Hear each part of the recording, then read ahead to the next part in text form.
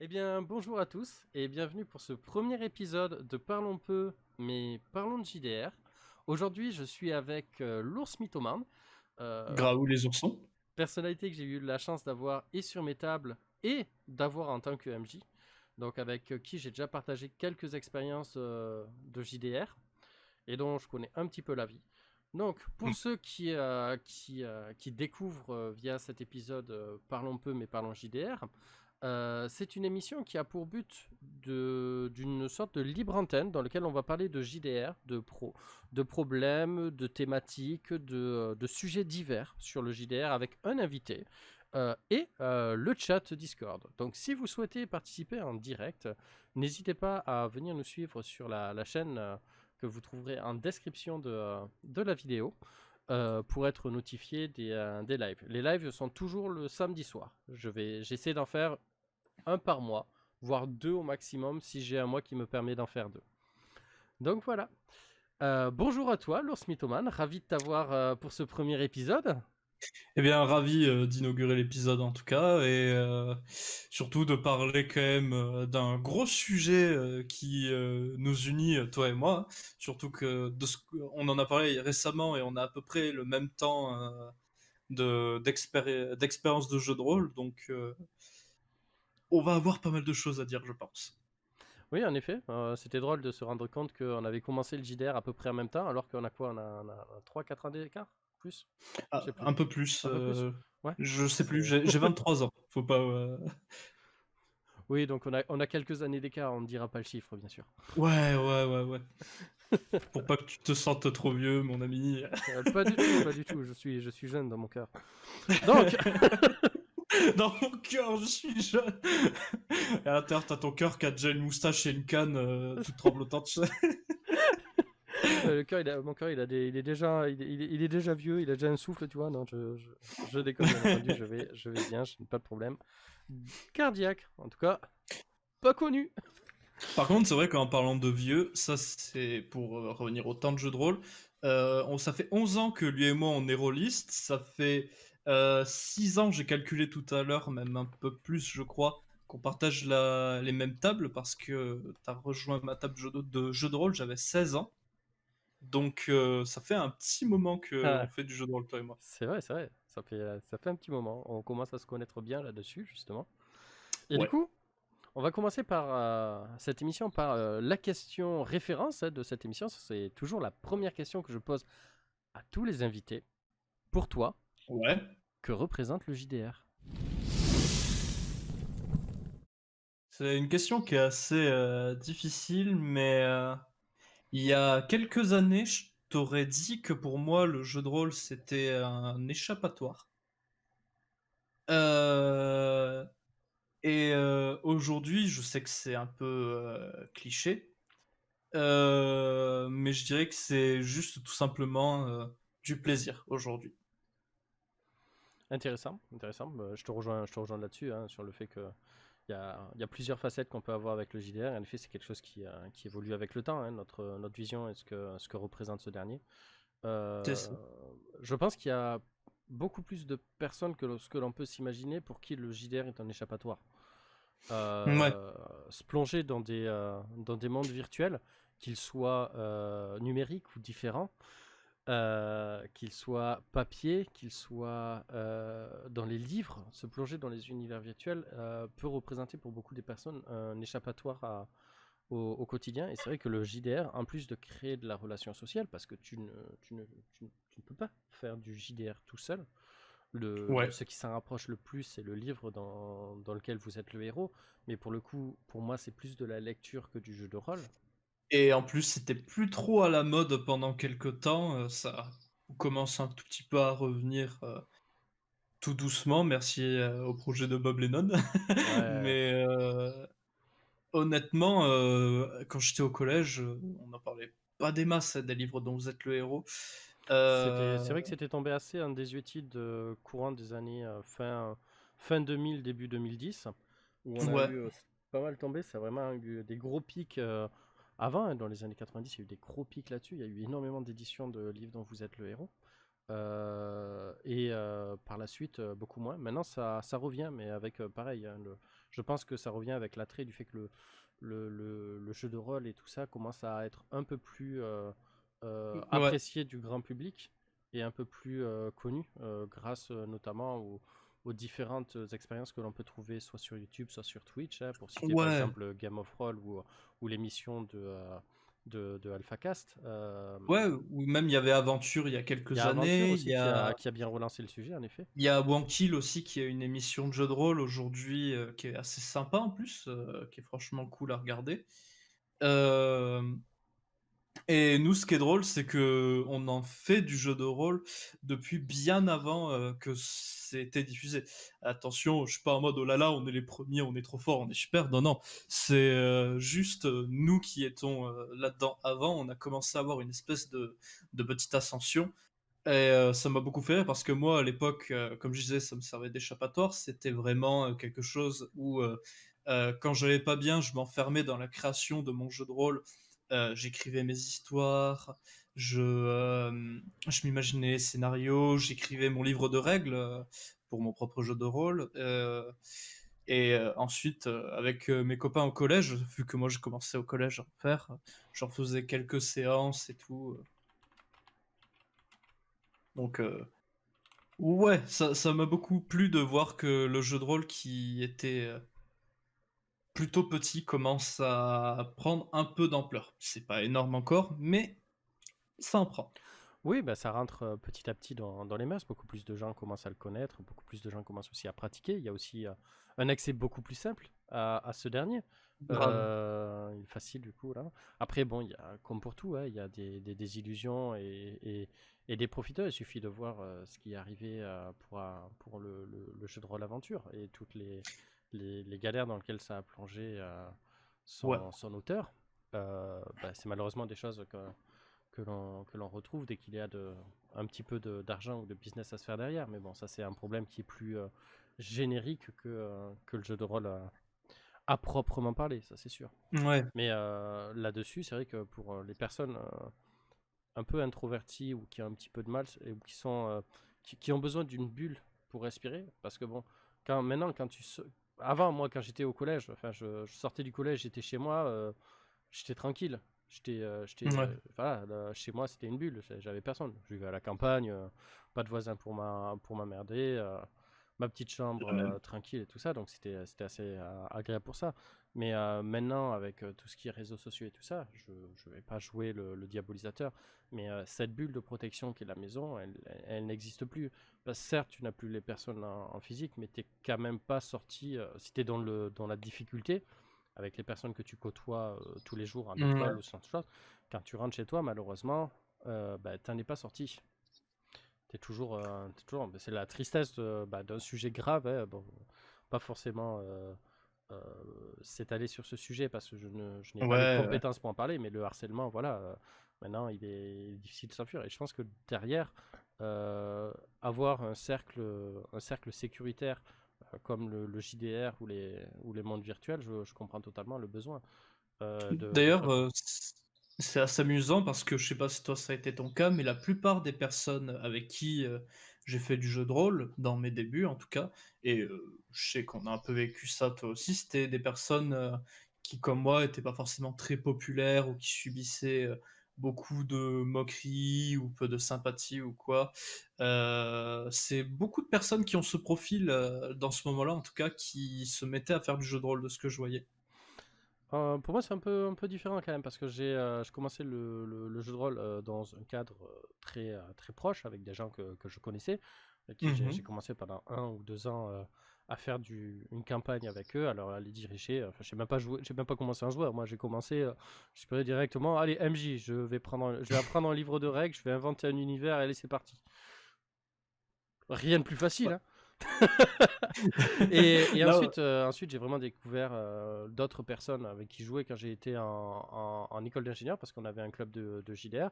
Je sais que certains dans le chat ont aussi été dans ce club de JDR et donc c'est là qui m'a permis. D'ailleurs, j'ai découvert des gens exceptionnels grâce à ce club, mais en effet, c'est vrai qu'on retrouve des gens qui ont était un petit peu marginalisé. C'est vrai que tu n'avais pas forcément les personnes qui étaient plutôt de type populaire, mais en même temps, moi j'étais dans une filière informatique Donc de base, j'étais pas avec les personnes les plus populaires. Je généralise, certes, mais c'est vrai que bon, le cliché de Ouais, l'ingénieur informaticien, c'était pas tellement disons que les personnes un peu du pas avec la tchatch populaire de ça, ils étaient plus partis vers de ouais. l'éco ou ce genre de choses que vers de l'informatique. Ce qui n'empêche pas d'en avoir dans ce dernier. Enfin, Oui, oui. enfin voilà, oui, non, après je suis d'accord, c'est vrai que bon, au vu du contexte et de nos âges respectifs, on a ça, mais je pense que maintenant les plus jeunes, bah, c'est facile. Moi par exemple, j'ai un beau-frère et une belle-sœur qui ont 14 et 12 ans, respectivement. Pff, il y a quelques années, parmi les cadeaux que je leur ai offerts, c'est des trucs de JDR. Hein. Ouais. T'as des petits glissés là, doucement, tiens, vas-y, tiens, et c'est ça, vas-y, c'est bien, vas-y, Et cette teammate, tu vas voir, c'est cool, découvre.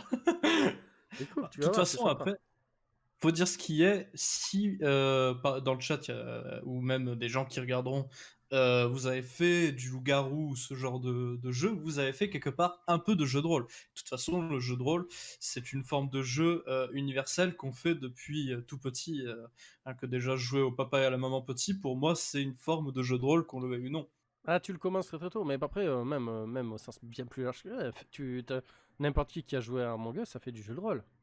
Oui, totalement. Littéralement, tu as un rôle, tu as un personnage, tu dois l'incarner, t'es l'imposteur, t'es le crewmate, t'es le shérif et tout ça maintenant, parce que plein d'autres de nouveaux là qui sont arrivés. Ouais. Ah, quelle belle époque. Et, et du coup, là déjà, vous avez fait un peu de jeu de rôle en faisant ça. Le simple fait d'incarner, de jouer et de parler pour se défendre, que ce soit à l'écrit ou tout ça, ça n'est. Moi, à mon époque, le gros truc, c'était surtout les, euh, les, les jeux de rôle, mais via forum. C'était, Oui, c'était un oui. très gros truc, nous, quand j'étais plutôt au collège, lycée. Les RP sur forum, ouais. Ouais, c'est un gros truc. J'ai appris que ça existait toujours. Ça m'a tué, parce que moi, je pensais que les forums, c'était Ouais, mort. ouais. Tu vois, que Bah, mais non, en fait, non. et même avec Discord, il y a des serveurs RP qui existent et tout. Ouais, Aujourd'hui, ça me tue de voir que bah, du coup, t'as quand même une facilité d'accès maintenant qui est assez grandissante. c'est euh, ça. au jeu de rôle de manière générale, sans avoir forcément besoin de passer des jours et des jours à décortiquer un livre de Et règles. aujourd'hui, en plus, j'ai rencontré beaucoup de personnes, enfin, pas aujourd'hui exactement, mais ces derniers temps, quoi, j'ai rencontré beaucoup de personnes qui maintenant savent ce qu'est le jeu de rôle, pardon, grâce à Twitch et YouTube où il y en a pas mal, et qui veulent essayer et qui n'ont jamais encore eu l'occasion. Et ça, c'est cool. Et je vois vraiment, par contre, maintenant, contrairement à justement, comme on disait quand j'étais au collège, toi au lycée, etc., c'est que c'est beaucoup plus diversifié le public maintenant grâce à ça. Ça, c'est cool. Voilà. Allez, je vais profiter de faire un petit moment pub. Hein. Si vous avez envie de découvrir un peu le JDR, que vous cherchez à diversifier vos tables, que vous avez envie de tester de nouvelles choses, franchement, venez nous rejoindre l'avant-dernier week-end d'août à RPGers, à Plaisance, dans le Ouais, oui. Gers. Festival de jeux de rôle très très sympa, en extérieur, un truc vraiment bon enfance. Il y a jeux de rôle, il y a jeux de société, il y a jeux de cartes, parce qu'il y a des compétitions et tout ça, et quelques exposants. Vraiment, un bon endroit où aller passer une après-midi ou une journée pour pouvoir les profiter. Il y a plein de personnes qui proposent des tables de JDR surtout, voilà. Donc, Dont moi qui avait proposé quelques tables. Donc, s'il y a des tables de libre l'ours mythomane, du coup, je me présenterai ce nom là-bas. Et bien, je vous invite à venir. Vous pourrez tester le jeu de rôle que je suis en train de créer, du coup, depuis quelques années maintenant. voilà.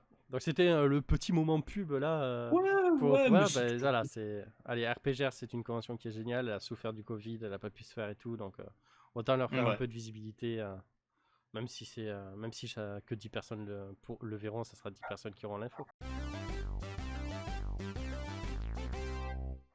Bon, tu parlais Exactement. de la difficulté de créer un univers. Bah, je t'invite à ce qu'on en parle un peu, parce que ce soit toi ou moi, on a tous les deux des créateurs d'univers, parce qu'on a nos propres Clairement. franchises, on va dire. Et, Ouais. euh, et c'est vrai que c'est une difficulté que beaucoup de gens peuvent rencontrer. Ah, j'entends les petits chiens en colère. Ouais, il y a les toutous Arès et Gaïa qui font du bruit. Donc pour revenir là-dessus, donc toi tu as créé ton univers, donc comme tu disais, tu as Ouais. commencé comme échappatoire à le gérer. Il a beaucoup grossi, je peux en être témoin. Hein, Ouais, comme son créateur. Mais ouais, j'ai commencé très tôt en fait à tenter d'écrire mon propre jeu de rôle. Bah en fait, après ma première table, où on n'était que deux pour l'anecdote, il y avait que moi et le pote qui m'a fait découvrir, et il jouait un PMJ en plus, mais c'est pas grave, on kiffait, on avait 12 ans, c'était génial. J'ai de suite commencé à écrire mon jeu de rôle, parce que depuis que je suis petit, c'est quelque chose qui d'ailleurs a toujours fait sourire ma mère. C'est que j'ai toujours kiffé créer et raconter des histoires. Et rien que quand j'étais petit, avec mes jouets, je créais des gros scénarios. Alors, c'est des scénarios d'enfants, nuls et tout, etc. Mais moi, ça me faisait kiffer. Et le jeu de rôle m'a permis, entre guillemets, quand j'étais au collège, de retrouver un peu ça. Donc, créer mon univers, les bases d'Elfern, mon jeu de rôle était là. Et dedans, j'injectais un peu tous les sujets qui m'intéressaient, donc la mythologie, un petit peu deux trois univers de manga ou de jeux vidéo déjà qui me plaisaient bien à l'époque, et ça a maturé à ce que mes joueurs aujourd'hui connaissent ma table en tout cas. C'est pas si dur que ça en vrai pour moi d'écrire. Il y a des difficultés à écrire ou quoi, mais comme j'ai toujours cette imagination en moi qui est tout le temps en train de fonctionner dans ma tête, écrire du jeu de rôle, c'est pas si dur que ça. J'ai des fois des problèmes à écrire, genre de la page blanche, des trucs comme ça ou quoi, mais je sais que ça finit et ça finira toujours par reprendre. Quand ça reprend, ça rigole pas. Ouais, je comprends. Écoute, tu parles de ton univers et tout ça, et je te propose un petit défi. Est-ce que tu as de sein de relever un petit défi? Ouf, on peut essayer, ouais.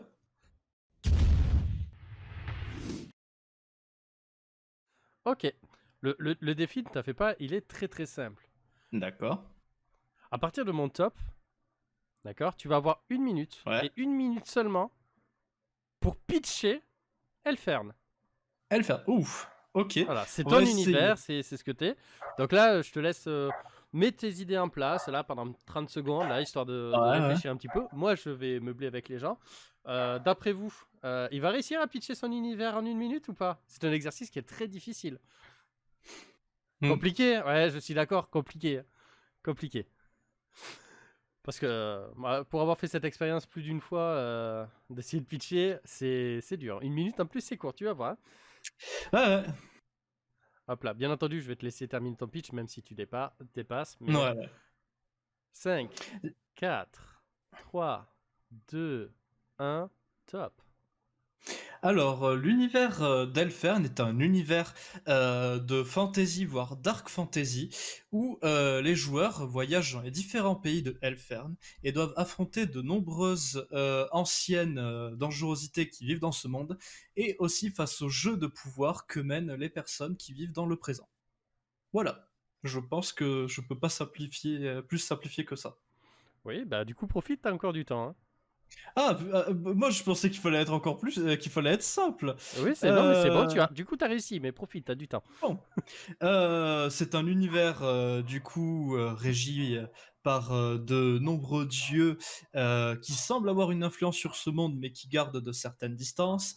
Un certain empire contrôlé par un empereur aux yeux d'or qui semble pouvoir avoir un contrôle absolu sur sa population, pour le meilleur et peut-être pour le pire. Euh, une lune qui renfermerait le dieu du chaos et peut-être le futur apocalypse qui arrivera sur cette planète. Les joueurs arriveront-ils à déjouer ces nombreux dangers ou au contraire vont-ils tomber? C'est le sujet du jeu de rôle. Voilà. Tu vois, donc, sans l'arrêt que t'avais fait, tu l'avais en 1 minute, même avec ta phrase de pitch de fin. Donc, bravo, pour moi, c'est une belle réussite. Je te donne un clap. Ouais, Voilà. ouais, je me le donne aussi. N'hésitez pas à lâcher un clap pour sa réussite dans le chat.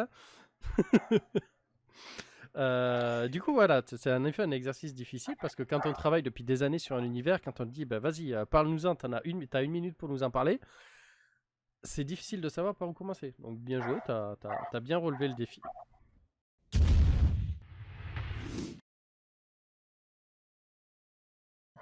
C'est un défi qu'on m'avait déjà proposé par le passé, justement, quand le mec avait vu que j'arrivais pas trop à l'époque à le faire, il m'a dit si tu veux vendre ton jeu de rôle, va falloir apprendre à raccourcir, parce que là, ça fait trop commun ou trop, et c'est pas ce qui intéresse les mecs qui veulent produire un jeu de rôle. D'abord, ils veulent connaître de manière générale qu'est-ce que c'est, et après, tu présentes le système. Ouais, on va pas rentrer. Alors là, tu peux faire des jets et tout ça. Ah bon, pour y jouer, il y a un truc que j'aime beaucoup dans ton système de jeu. C'est que c'est un Mhm. système de jeu qui est axé sur l'interaction entre joueurs avec des systèmes d'apprentissage, des systèmes de pédagogie qui permettent d'enseigner, d'apprendre et de se transférer des compétences, d'obtenir de nouvelles compétences.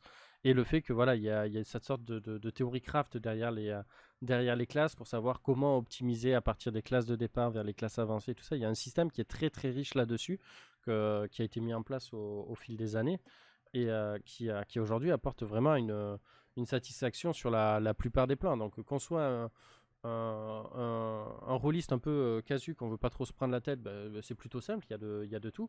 Qu'on soit un calculateur qui a besoin de tableaux Excel pour pouvoir savoir quelles sont les meilleures combinaisons possibles, ça marche aussi. Et qu'on soit juste une personne qui se demande comment je peux fuck up le système, et il y a quand même plein de choses qui peuvent être faites pour pouvoir y arriver. Sachant que je bosse pour que le système soit le moins possiblement fuckable. Non, mais ce que je veux dire, Cela n'existe pas. c'est genre, tu commences avec la classe, une classe genre bien violente, genre l'homme d'arbre ou la sentinelle, tu vois, un truc Ouais, bien ouais. taquille. Et tu finis genre sniper ou un truc comme ça, tu vois. Qui a Ah oui, vraiment il y rien pas. a T'es en mode, moyen, oui. tu pars sur une ligne qui a rien à voir, tu vois. Et t'es en mode, waouh. Le défi de Le, partir voilà, pour arriver à un point, il y a ça aussi que je trouve que c'est Mon sympa. système de jeu, je vais évidemment pas trop en parler parce que si un jour je dois le publier, je veux pas que trop d'idées soient données, c'est normal. Mais en gros, c'est un système où j'essaie de donner le plus de liberté possible. Vous êtes rarement limité par votre classe de départ pour atteindre votre objectif. Il y en a quelques-unes qui sont inaccessibles, que ce soit par le personnage de base que vous avez pris, ou des fois la classe elle-même demande d'avoir pris une classe en particulier. Mais le plus souvent, vous pouvez faire ce que vous voulez, vous êtes très très libre. Il y a peut y avoir 4 ou 5 manières d'arriver au personnage qu'on veut, rien qu'à la création et au cours de l'aventure, n'en parlons même pas. Et on entend Gaïa. Et c'est une Merci Gaïa pour cette confirmation. précision. Et c'est une confirmation canidée de ce que tu viens de dire. Ouais, vraiment. Bien écoute, je te propose de passer à la deuxième partie de cette émission. Qui, pour rappel, la première Déjà, partie, c'était pour toi que représente le JDR. On a une petite demi-heure beaucoup dessus. de Eh bien, salut à toi, coucou, Didou. dis-nous.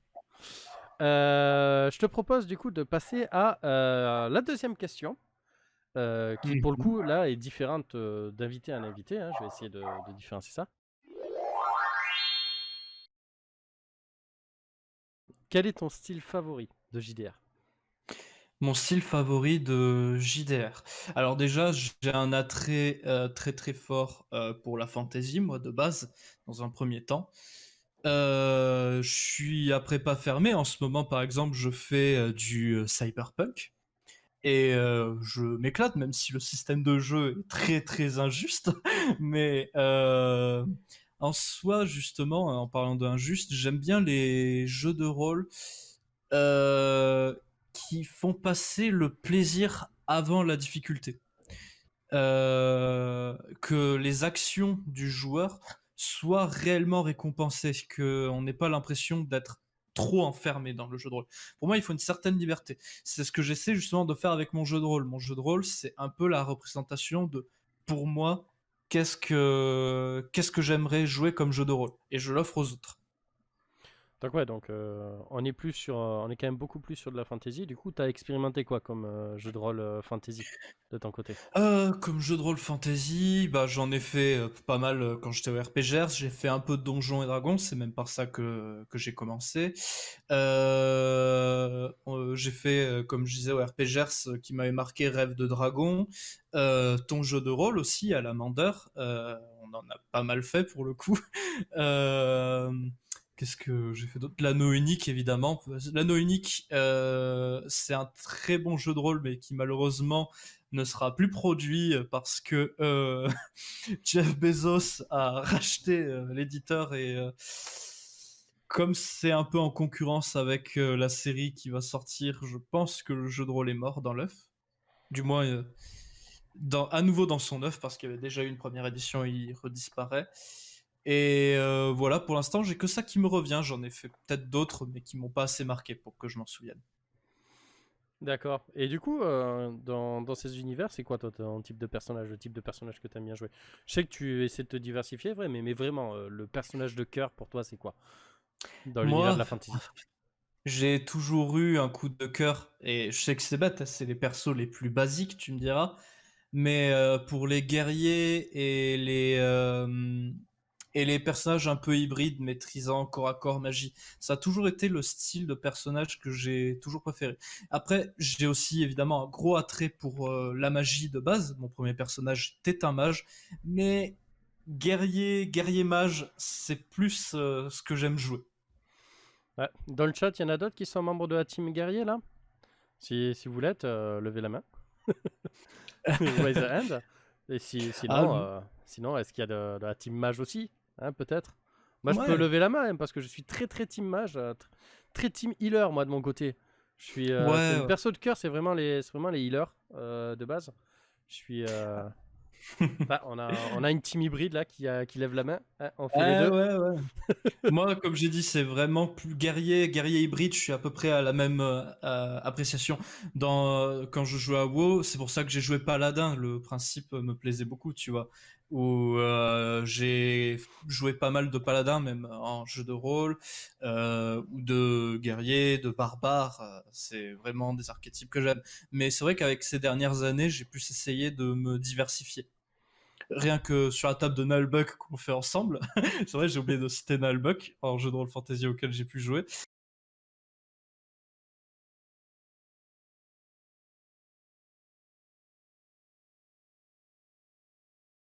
Merci à toi, Iséan. Oui, Félicitations, merci à toi, tu es le Jean. premier à me démonter les oreilles parce que je n'ai toujours pas réglé le volume de ces notifications. Et j'espère que ça t'a fait plaisir de défoncer ses oreilles. Ah, Ayazan. Comme Ayazan, ça. pardon. J'ai du mal à dire. Et ouais, moi après j'aime beaucoup explorer, expérimenter. Par exemple, dans Cyberpunk, j'aurais pu partir sur un gros personnage de corps à corps, un gros bourrin ou quoi. Et non, j'ai décidé de jouer le Netrunner. Et ça m'éclate. C'est totalement une classe qui est super fun. En plus, je joue un perso discret. C'est pas totalement le genre de perso que je joue en temps normal. Euh, mais franchement, ouais, c'est très cool. Ouais, Je pense que là, pour resituer vas-y. rapidement, oui, Netrunner, c'est les hackers dans Cyberpunk Ouais, voilà. qui littéralement, en effet, courent dans le monde virtuel et agissent physiquement dans le monde virtuel. C'est un truc très intéressant C'est ça. de l'univers Cyberpunk. Franchement, franchement, je vous conseille d'essayer Netrunner si un jour vous avez l'occasion de jouer à Cyberpunk Red, du coup, le jeu de rôle qui a été sorti en même temps que Cyberpunk 2077, c'est la préquelle du jeu en gros. Et la classe Netrunner, c'est un jeu dans le jeu, et ça c'est génial. Ouais. Mais du coup, après, oui, c'est normal. Voilà, on a toujours tous plus ou moins une classe de cœur, une classe où on est en mode. Ça, c'est. Besoin d'un petit retour aux sources là, besoin d'un truc tranquille, pépère. Allez, Ouais, on va repartir ça. Mais j'ai l'impression au fur et à mesure que tu avances dans les années de jeu de rôle, hein, tu découvres de plus en plus et tu vas tenter des choses de plus en plus improbables. En tout cas, moi, c'est mon cas. Enfin, tu le sais, hein, tu les subis. j'étais à table, j'ai subi des lubies que je vais pas dire je regrette, mais avec du recul, en tant que MJ, je les aurais pas acceptées. Genre Robert, j'aurais jamais dû accepter. Mais c'est pas grave, je regrette pas. Ça, ça, ça fait partie de mes erreurs et j'apprends de ça, c'est tout. Alors, faut dire, ça a quand même créé une aventure qui a été inoubliable, en partie Ouais, grâce ouais, à ce ouais, ouais. personnage. Oui, j'ai un petit don pour créer des concepts de personnages audacieux.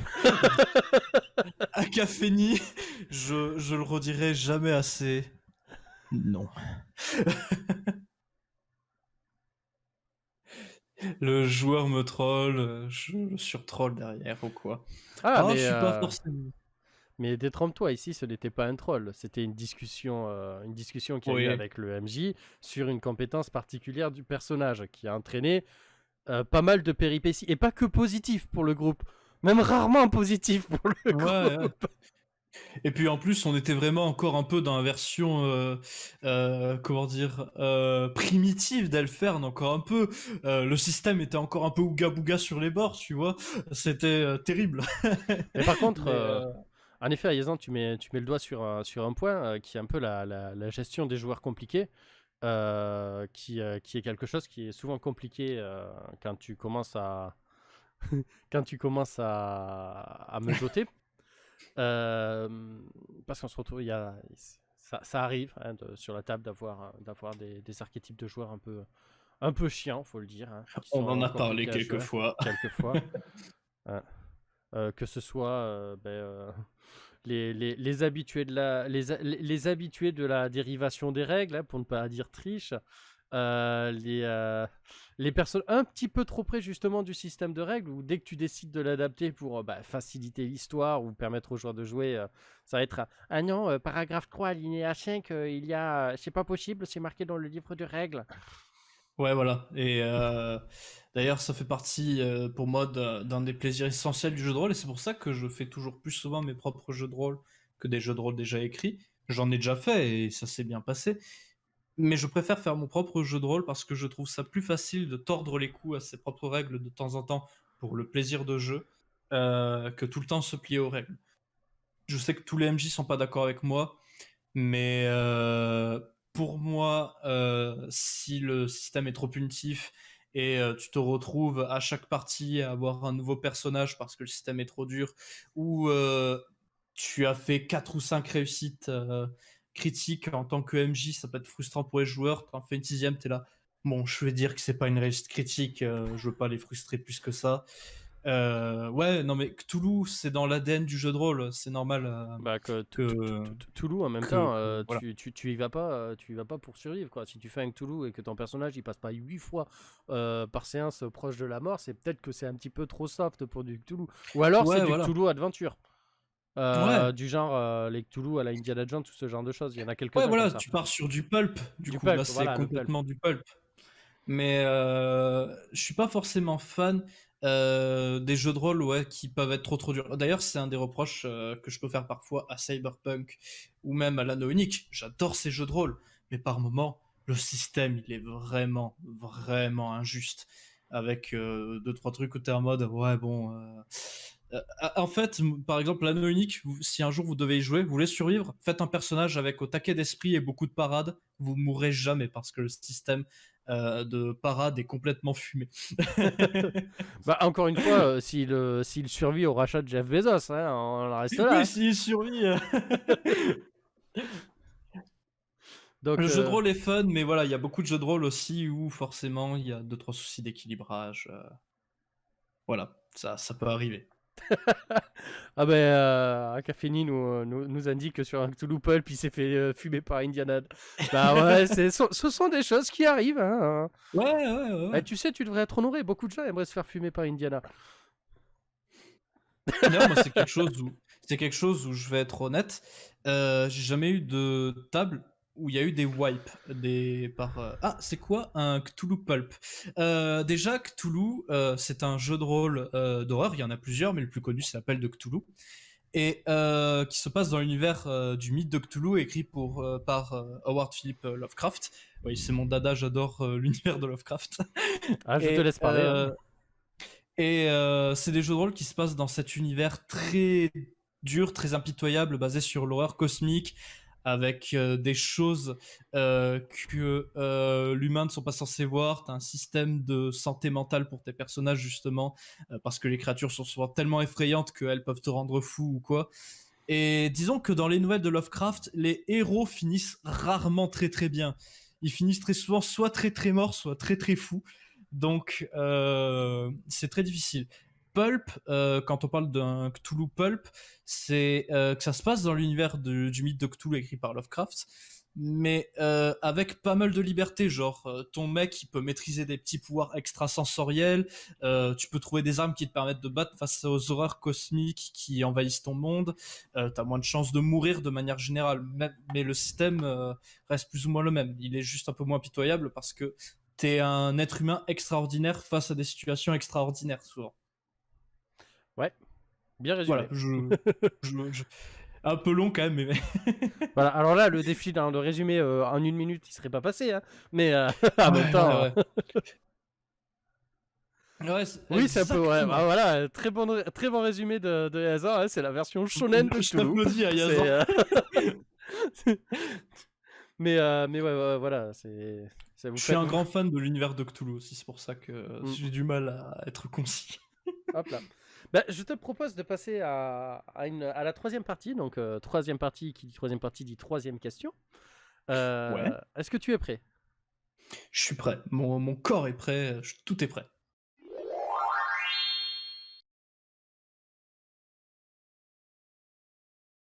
Alors, la question est simple. Tu es plutôt campagne ou one-shot? C'est compliqué en vrai. Je crois que j'ai pas vraiment de préférence. J'aime beaucoup les campagnes parce que les campagnes, tu t'attaches à ton personnage, tu crées des liens avec des joueurs ou même avec juste les personnages. Euh, mais disons que les one-shots, c'est souvent bien plus intense. Tu vis à fond l'instant T, là où la campagne, des fois, tu as des petits moments un peu de mou, de calme, parce que souvent les séances sont un peu plus calmes, enfin un peu plus longues, pardon, je veux dire. Et c'est assez difficile pour moi, j'ai pas vraiment de préférence entre les deux. C'est différent, en fait, pour moi. Et désolé, j'adore les sous-entendus à Yazan. Ouais, mais en effet, oui, c'est en effet une question qui n'est pas facile à répondre. C'est pour ça que je prépare, hein, ces vidéos, faut pas croire, hein, Ouais, je me doute. en m'adaptant à la personne qui est en face. Mais oui, je pense que c'est une des questions les plus dures à répondre dans mon cas aussi. Ouais, Parce que ça a vraiment des avantages. Tu veux tester plein de trucs, les one-shots, c'est trop bien. T'as pas grave. forcément le temps de jouer, les one-shots, c'est trop bien. Ouais, exactement, les one-shots, c'est C'est totalement exactement ça. remédiable. Si t'arrives jamais à réunir tes joueurs, tu fais que des one-shots. Mais ça, quel plaisir de faire une campagne. Et que Ah, ce soit en tant que maître de jeu ou en tant que joueur, j'aime bien faire les deux. Après, je dirais qu'en tant que maître de jeu, si, je préfère largement les campagnes, honnêtement. Parce que j'adore écrire des histoires, j'aime bien en plus qu'elles soient un peu longues, qu'il y ait un côté mythologique, encore une fois. Donc forcément, elles prennent largement plus de temps. Tu as déjà fait mes campagnes, on est à la 4e campagne en de mon effet. jeu de rôle, et elles durent à peu près 1 an chacune des campagnes. Donc certains Un an joueurs et qui ont demi. commencé la campagne du vendredi, attendez-vous à ce que pendant un an et demi, le vendredi, vous soyez occupé, quoi. Voilà. Et ouais, du coup, pour le coup, enfin, moi j'ai un autre problème avec les one-shots et les campagnes. Bah, c'est quand j'écris un one-shot, Ouais. bah, mon one-shot, en fait, si je regarde, il dure 10 séances. Ouais. Ce qui s'appelle plus une campagne, quand même, qu'un one-shot. C'est plus une campagne, ouais. Bah, tu sais très bien, tu les as déjà vus, mes notes. Je commence à écrire pour faire un one-shot. Et au bout d'un moment, je m'aperçois, je suis à 30 pages d'écrit. Toi, t'aimes bien mettre plusieurs petits éléments qui mènent à plein de Ah bah choses, alors etc. là, ah oui pour le Il y moi a une grosse arborescence, toi, ah là où de moi, je suis... le nombre de pages que je jette quand je fais jouer mes JDR, mais ce qui donne une rejouabilité qui sont assez impressionnantes parce que bon pour refaire les mêmes options c'est impossible. Là où moi, c'est vrai que je suis vraiment très point A, point B. Il y a quelques éléments en plein milieu ou quoi que les joueurs peuvent choisir, mais ça part assez librement. J'aime pas trop me donner de contraintes, moi, à titre personnel, dans l'écriture. Je laisse beaucoup de place à l'improvisation de mon côté sur les événements, sur les choses à venir ou quoi. Euh, Parce que j'aime bien aussi ce côté-là imprévisible, tu vois. Tous les jours, tu vis quelque chose de différent. Tu peux te battre. Un jour, tu peux te battre et faire que ça. Un autre, tu vois plein de lieux insolites. Un autre, les personnages font juste que marcher. Il s'est rien passé de la journée. Puis la nuit, paf, ils sont agressés par un dragon. Enfin, c'est quelque chose que j'aime bien quand il y a un côté un peu improbable. Ah oui, oui, clairement. Mais clairement. Après, ça, on revient sur c'est une question qui est très, très globale. C'est comment, toi, comment tu rédiges ton JDR, comment tu prépares tes séances et tout ça. Ouais, Je pense qu'il n'y a pas un MJ qui fait pareil. C'est, je pense c'est, pas. voilà. Là, je vois que Ayaza nous parle qu'un tankoteur, lui, c'est un, que c'est un peu dur de pas trop passer de temps à préparer. Ouais, Et de ne pas rentrer trop dans le détail. ouais, totalement. Mais après, voilà, c'est doux. Bien préparé te permet de créer des scènes cohérentes, immersives et complètes. Mais ça a aussi, des fois, le malus de peut-être rendre un petit peu trop dirigiste. C'est difficile. Quand Ouais. tu veux laisser la liberté, de trouver le juste milieu. Je fais des mouvements avec les mains qui ne sont pas transmis par mon VTuber parce que bon, j'ai pas animé les mains. Euh, de trouver le juste milieu entre suffisamment de préparation pour des scènes bien immersives et bien impactantes, mais suffisamment de liberté pour pas qu'on se retrouve en mode couloir. Moi, c'est vraiment un truc, j'ai un Ouais. problème. Je peux pas, si je suis dans un JDR couloir, où j'ai l'impression que dès que je veux voir un truc, je suis tout de suite ramené à l'intrigue principale. Ouf, ça me fait chier. J'ai beaucoup écrit en mode couloir dans mes débuts, notamment parce que bah, forcément, t'apprends. Je commençais à l'âge de 12 ans, donc forcément, les scénarios que t'écris à 12 ans, c'est pas les mêmes que quand tu commences à arriver vers 17, 20 ans ou quoi, etc. Je me suis beaucoup amélioré dans mon écriture, ma façon de narrer les choses. Ouais. C'est très dur au début de pas être dirigiste, et c'est justement quand j'ai commencé à faire la campagne avec vous quand j'avais 16 ans, que j'ai décidé, allez, on laisse le plus vite possible. Point A, ils sont là. Point A, ils doivent réparer leur erreur. Pour ceux qui font l'arc 1 en ce moment, wink wink, vous savez de quoi je parle. Ils vont roter Et du sang comment pour vous faites réparer ça? leur erreur. Ouais, Enfin, oui. Eh bien, c'est un effet, de toute façon, oui. En fait, quand tu prépares des trucs, de toute manière, tu sais que tout va pas être fait. Moi, en fait, quand je prépare un scénario, il y a un objectif principal, et je prépare 7 ou 8 manières différentes d'atteindre cet objectif. Et comme les ouais, joueurs vont au maximum en prendre deux des manières, ça peut arriver, de deux en parallèle pour trouver la même solution, bah ça laisse quand même 5 ou 6 qui partent par la fenêtre. Mais je prends tellement de plaisir à écrire les personnages, à les imaginer, c'est vraiment un truc où je ouais. peux me Tristement, poser il et y le a des faire. personnages qui arrivent pas. Oui, oui, oui. Enfin, surtout que moi, en plus, je prends le temps de les dessiner. Donc, si vous regardez la bannière de Twitch, hein, de la chaîne, tout ça, c'est des personnages d'un JDR, d'une campagne qui est en cours sur YouTube. Et je sais que la moitié n'apparaîtront pas dans la campagne. Parce Peut-être même que que, le personnage que je devais jouer n'apparaîtra pas. ouais. Ah, ça aussi, c'est une particularité que j'ai, mais que je garde pour moi, pour la surprise des personnes qui regardent mes vidéos. Ouais. Euh, Bah ouais, non, mais après, voilà, moi, je suis un gros joueur campagne, tu vois, oui. D'ailleurs, il faut savoir, je tiens à préciser, parce que j'ai envie de recevoir un peu d'honneur quand même, que ce jeu de rôle que tu fais est inspiré grandement de mon univers, pour le coup. Mm. Grandement inspiré d'Elfer. Mais voilà, c'est... Mais voilà. Euh, Du coup, voilà, comme je disais, moi je suis plus un- une team campagne. Team campagne Ouais. de mon côté, parce que je prends vraiment du plaisir avec. Mais putain, qu'est-ce que c'est compliqué de réunir des joueurs toutes les semaines. Là, par exemple, Ouais. je vous ai fait une petite campagne, je vous ai rédigé une petite campagne pour Nailbuck, vous n'êtes pas prêts, hein. Vous savez même pas encore commencé la quête principale. Je sais pas si vous en rendez compte, hein, on est à quoi, à 4-5 séances, vous avez même pas encore commencé la quête principale. Après, on est très très électron libre sur ta table, nous, ouais, c'est terrible. Après, c'est quelque chose qu'on a remarqué aussi à chaque fois qu'on a été au RPGers, je te rappelle, Mel, c'est que très souvent, les MJ ils sont en mode mais, mais c'est pas comme ça que ça devait se faire, et ça passe.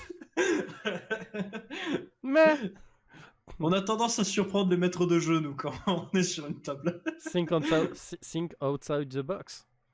Ouais, Ouais, voilà. toujours, mais c'est une façon de penser qui se développe, hein, tout le monde de la passe. Certains ils sont très carré, on suit ça. Ouais, Ouais, moi, suffit de voir maintenant les concepts de personnages que je fais, hein, c'est barré dans le bon ouais, sens du terme, hein. Il suffit de voir Lily, à quel point, comment un personnage comme ça a pu devenir attachant dans un groupe. ouais, non mais C'est moi, rien ne me surprend, rien. Les persos qui sont attachants ou quoi, on en a vu, même des persos qui deviennent attachants malgré le joueur qui s'attendait à faire un personnage que les gens allaient apprécier. Au final, oui, il est apprécié, mais parce qu'il est insupportable. voilà. Non mais c'est un peu un fait là-dessus, hein. On est assez d'accord, hein. Enfin, on a déjà beaucoup discuté de ce genre de points, hein, dans des débriefs ou de ça, tout ça, mais bah, après, à Yazan, ouais, je vois si tu parles des tricheurs là Des chats? non, non, des chats. Ah, des chats, pardon. Non, non, il il se passe des messages via chat, t'attaches au dos du chat et tu l'envoies pour un message. De quoi il parle? Pourquoi il parle de... Ah oui, non, non, des miaou, Des du coup, miaou? vraiment. Ah, oh là là, mon chat a tapé avec sa patte sur le dé, du coup j'ai fait une réussite critique, ce genre de choses. Tu parles de ça? Vraiment avec des chats, comment tu utilises des chats pour tricher? Ouais. Je veux bien que tu nous expliques. Je suis curieux. En, Comme ça, j'ai en jamais fait, eu personne qui a triché avec des chats, donc. le fait d'avoir parlé de campagne, ça... Attends, ah, ils font du RP mignon pour séduire leur MJ. Hmm. Titre personnel, avec moi ça ne marche pas. Tu peux jouer un personnage mignon, je te défoncerai quand même si j'ai envie de te défoncer. Mais...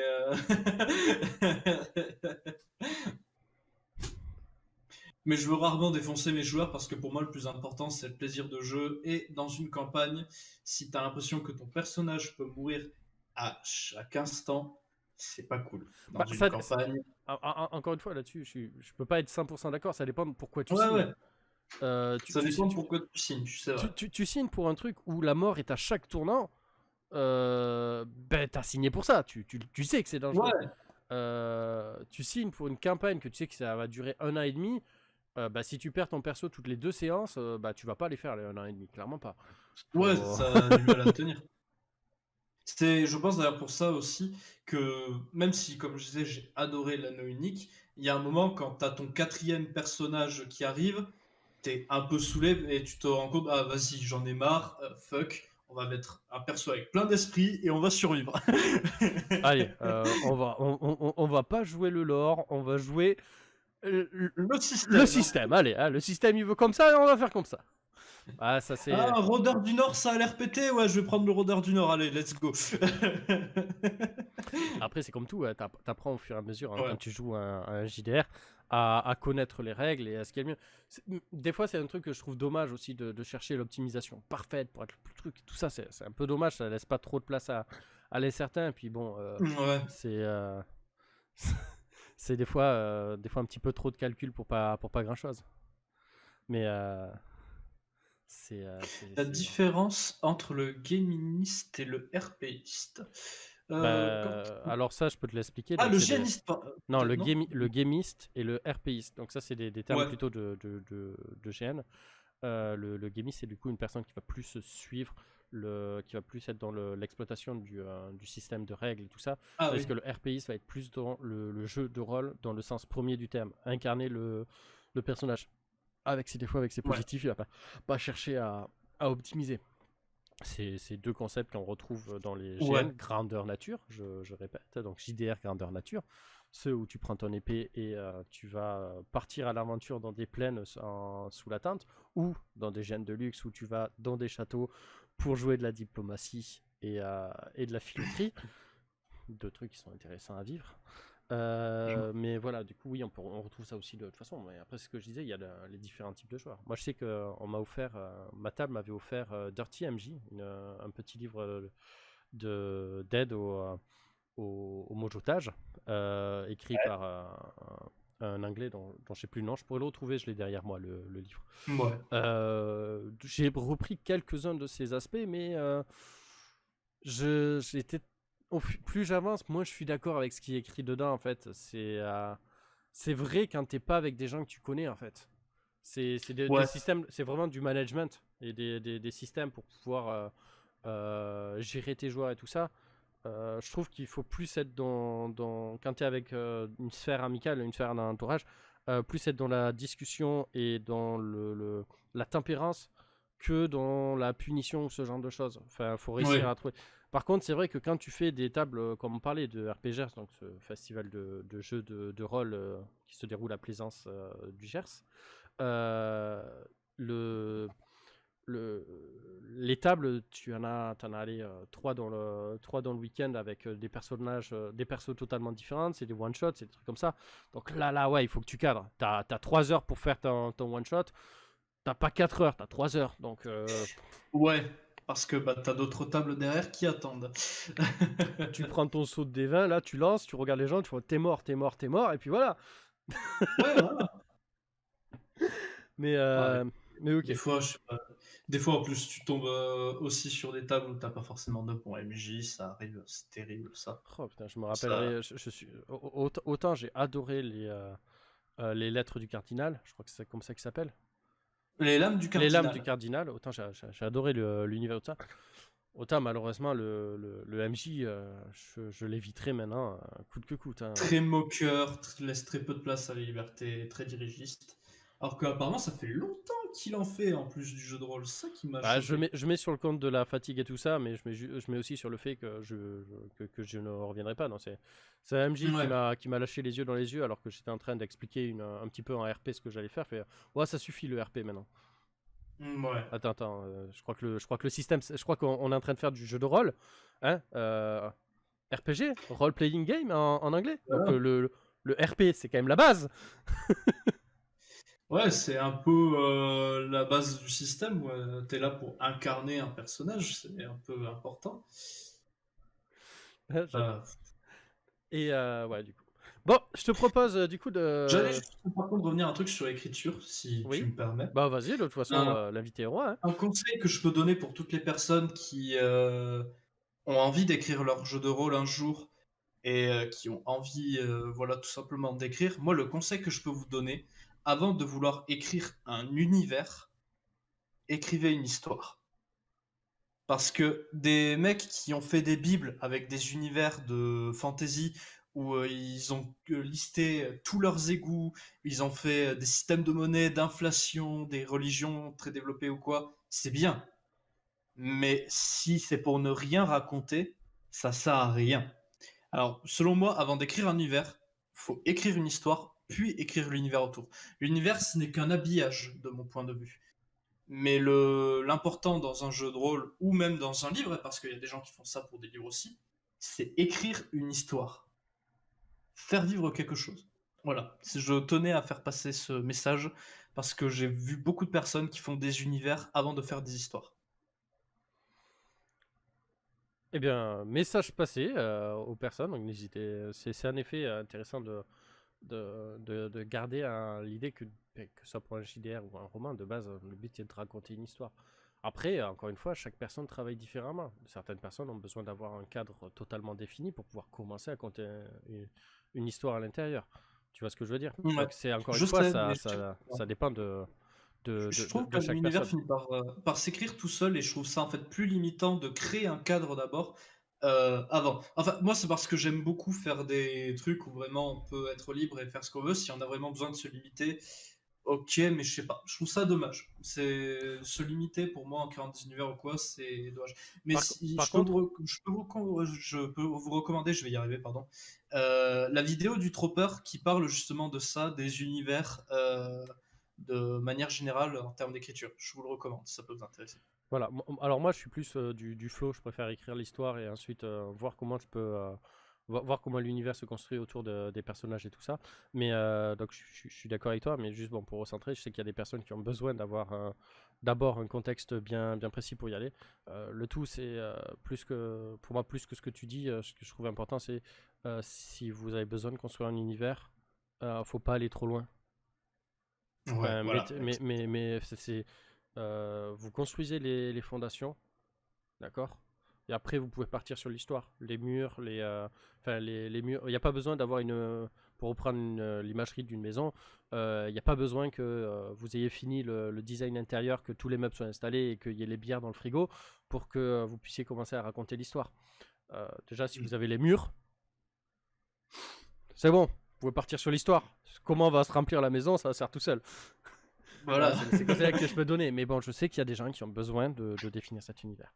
Bon, je te propose quand même de passer à la quatrième partie de cette vidéo. Ouais. Ma partie favorite, du coup, de cette Ah. vidéo, on va pas se cacher, c'est le moment pub.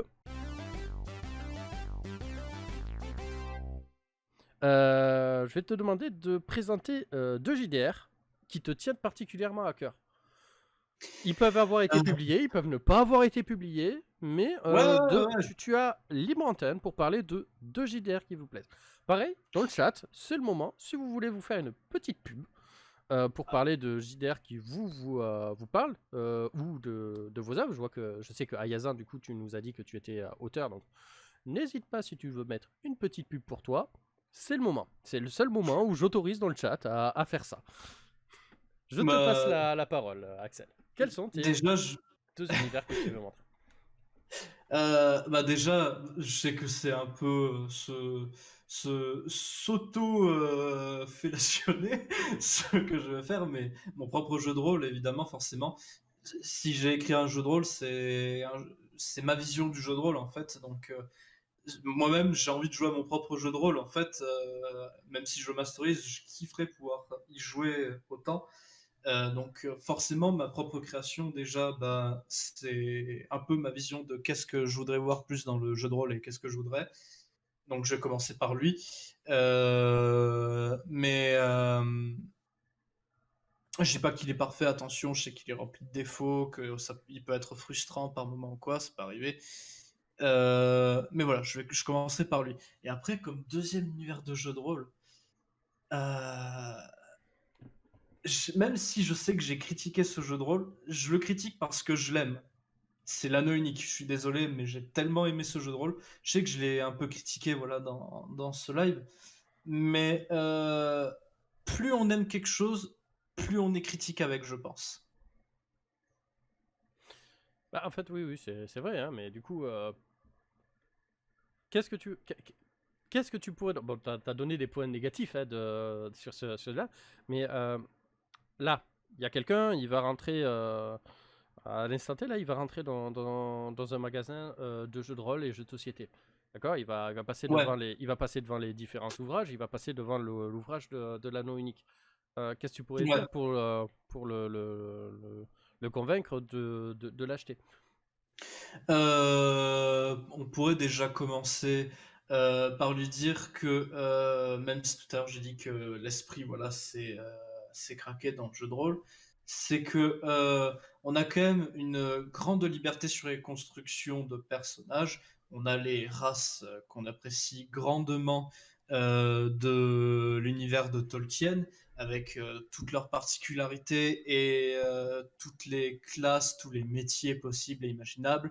On a plein d'armes jouables, on a les phases de communauté où on peut faire énormément de choses. Quand on est un nain, par exemple, on peut s'affairer à construire une arme légendaire. Dans la campagne, tu as des moments où tu peux passer plusieurs mois. Il y a un moment qui est écrit dans la campagne, justement, où tu rencontres Saruman en personne, et ton personnage peut être avec Saruman et apprendre des choses à ses côtés qui vont l'aider dans la campagne.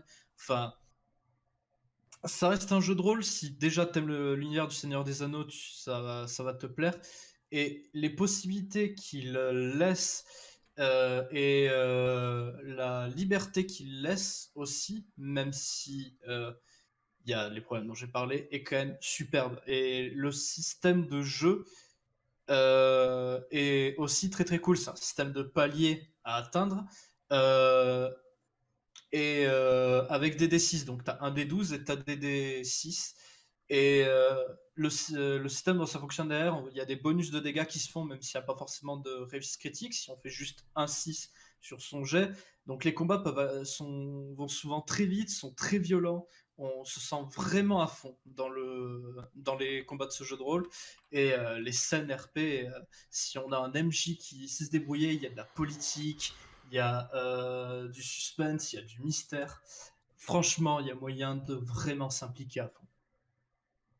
Voilà, ça fait beaucoup, mais... Et je suis un peu parti dans tous les sens, mais voilà, j'ai vraiment aimé l'anneau unique, malgré les défauts inhérents à ce jeu de rôle. Bien, on voit qu'il y a, t'as de la t'as de la passion derrière, derrière cet univers. Après, clairement, enfin, l'univers de Tolkien, il est magique. Et je pense que c'est un des papas qui a permis aujourd'hui qu'on puisse pratiquer le jeu de rôle tranquille. Vraiment, je pense que sans ça et sans les rééditions des mythes du Ragnarok, ou même Conan le Barbare, qui sont pour moi des trois œuvres qui ont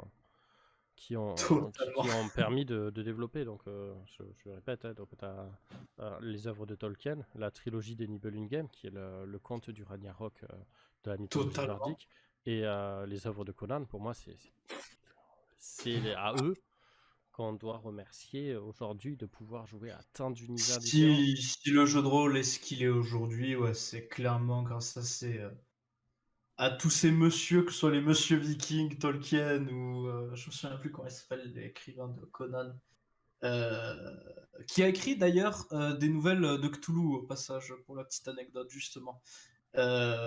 Mais c'est des mecs, ouais, qui ont fait la fantasy qu'on connaît aujourd'hui. Bah, n'hésitez pas du coup à aller voir en description, vous avez le lien vers les ouvrages de Hayazan.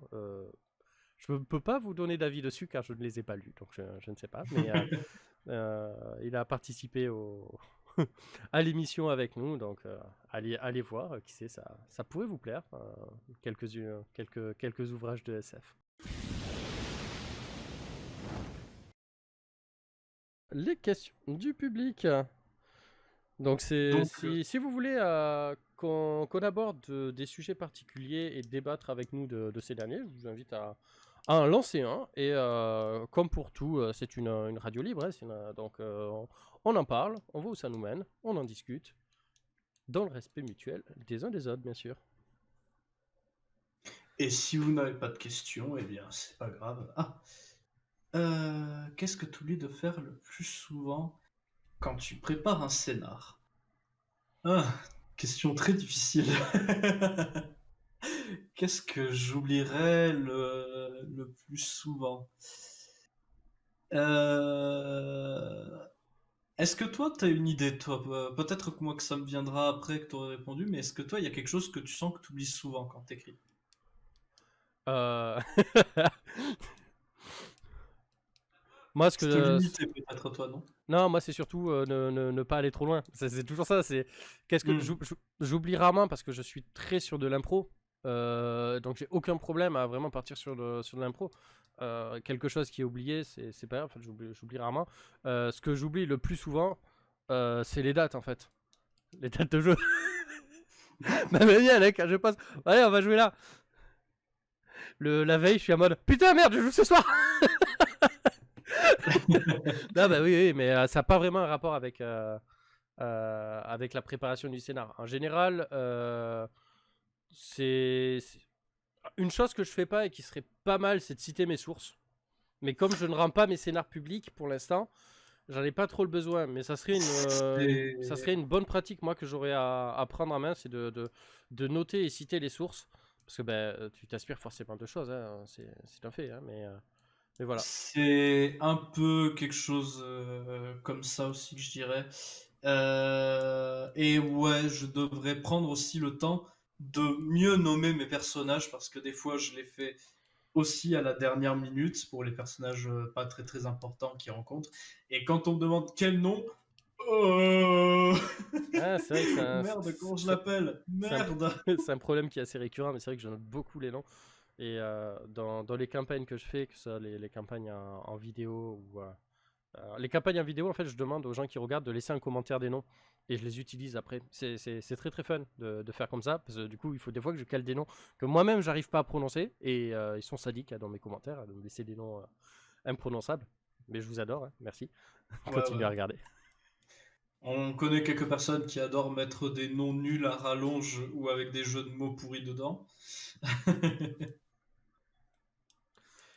Est-ce qu'il y a d'autres questions qui viennent ou est-ce qu'on clôture? On va attendre un petit peu de voir si des questions viennent. En tout cas, je tiens à dire que ça a été un plaisir de faire cette espèce de petite radio libre. Si un jour tu veux, je sais pas, refaire une radio libre parce que d'autres idées te viennent en rapport avec moi, ou même à d'autres concepts Twitch, évidemment, je suis Al, évidemment. Oui, non, mais je le sais. Pour le coup, il y aura forcément d'autres sujets que je voudrais aborder ou d'autres questions que j'aurais à poser. Tu n'es pas, tu n'es pas. C'est pas parce que tu es passé une fois que tu repasseras pas une deuxième fois. Ouais. Voilà. Puis, puis c'est bon. C'est pas comme si je te parlais genre tous les 2 soirs sur les Discord. Hein, Un peu, un peu.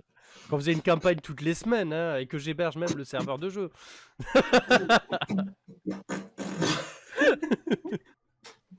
Voilà. Du coup, pas d'autres questions de la part du public? Il y en Eh a ben... une.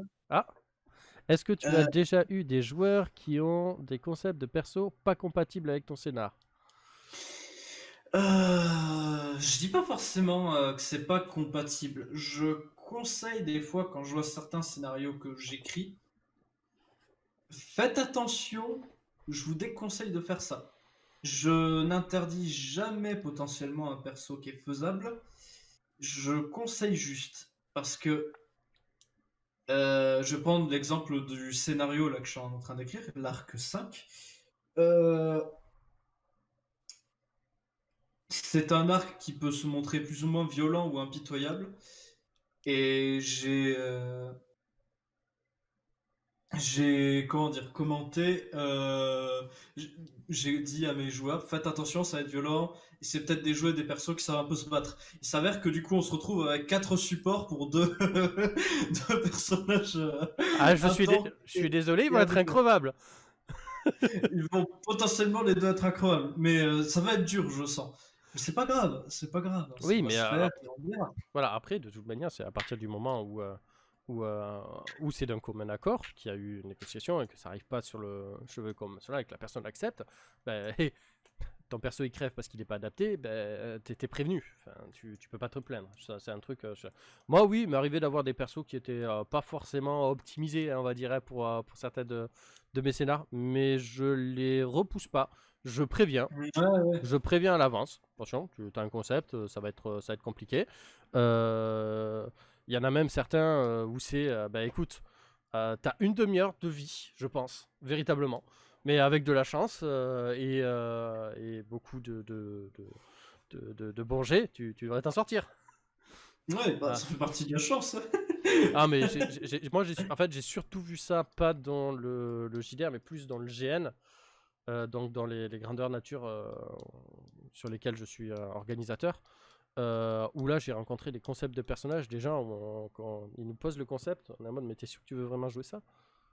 Ouais, ok, d'accord, ok, ben écoute, tu vas être... ok, ben si t'es sûr de vouloir y aller dessus, mais fais gaffe, ça va être vraiment compliqué de jouer ça, et bon, il se retrouve ennemi public numéro 1, et la moitié des joueurs du GN ont pour mission d'avoir sa peau. Mais bon, à partir du moment où tout le monde est prévenu, c'est pas ta responsabilité de MJ de l'avoir fait, à partir du moment où tu as fait les étapes. Par contre, le mec qui crée un personnage, tu sais qu'il va mourir dans les 15 premières minutes et tu lui as pas dit, là je suis pas d'accord. Tu lui dis, non, ton personnage il a une survivabilité au mieux d'une fourmi dans un four, au pire d'une fourmi sous un marteau, quoi. Ouais, voilà. Il y a un truc sur le mourir, l'autre non. Mais bon, voilà. Est-ce que vous voulez poser d'autres questions ou on arrête ici la partie vidéo du live de ce soir? Sachant que c'était un plaisir. Et j'en profite au cas où. Si des gens qui regardent ne sont pas abonnés, j'ai une chaîne YouTube aussi que Guillaume mettra par là. Ça fait un moment que j'ai pas sorti de vidéo parce que j'arrive juste plus trop à écrire en ce moment, mais j'essaierai au moins cet été de sortir une nouvelle vidéo et je parle de mythologie. Et justement, à cause du jeu de rôle principalement, ça m'a fait m'intéresser en partie à la mythologie, et la mythologie m'a fait plus m'intéresser au jeu de rôle. Donc, si ça peut vous intéresser, ce live n'est pas là pour rien, et ma chaîne YouTube existe grâce au jeu de rôle. Si tu veux caler ta chaîne YouTube dans le chat, tu peux, hein. Ouais, on peut faire ça en effet. C'est une super chaîne, je te remercie. Bah, les gens semblent en tout cas avoir des avis plutôt positifs de manière générale dessus. Il y a beaucoup de choses à arranger, je le sais, mais sur le long terme, ça sera bien. J'en suis sûr.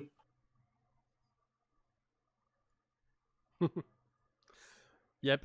Et ben, sur Voilà, ce, voilà, c'est parfait.